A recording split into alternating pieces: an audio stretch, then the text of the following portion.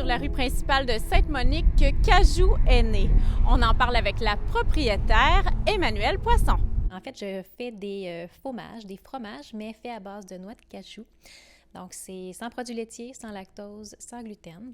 C'est une belle alternative pour les gens qui ont une alimentation sans produits laitiers, mais aussi pour ceux qui ont des intolérances aux produits laitiers.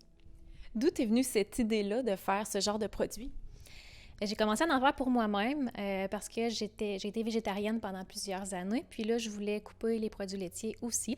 Mais je suis une amoureuse de fromage. Un repas sans fromage, pour moi, c'est impossible. Fait que j'ai commencé à faire mes propres fromages parce que ce que je trouvais sur le marché, je trouvais que c'était pas satisfaisant.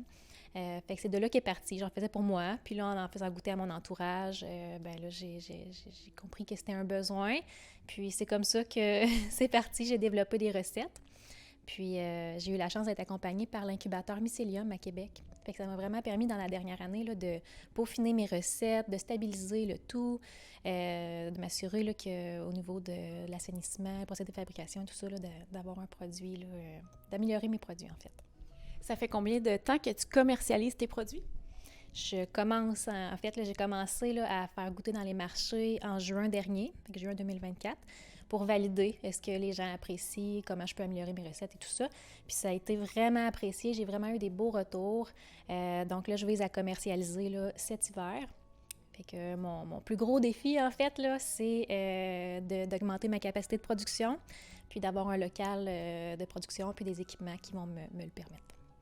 Explique-nous un peu le procédé puis les ingrédients qui sont utilisés. C'est très simple. En fait, j'utilise des noix de cajou. Mes cajous, je les prends d'un fournisseur ici au Québec, mais c'est des cajous qui sont certifiés équitables, donc cultivés de manière durable et équitable. C'est important pour moi, c'est important pour mon entreprise. Donc, j'utilise les cajous, je les fais tremper pendant environ 10 heures pour qu'ils ramollissent.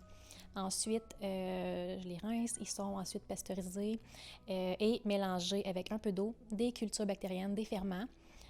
C'est fermenté, évidemment. Puis ensuite, c'est vraiment le procédé d'affinage. Un peu, ça ressemble beaucoup au procédé là, pour les camemberts laitiers. Donc, c'est vraiment le procédé d'affinage qui permet de recréer là, la croûte, les textures, les saveurs, là, comme on connaît dans un camembert.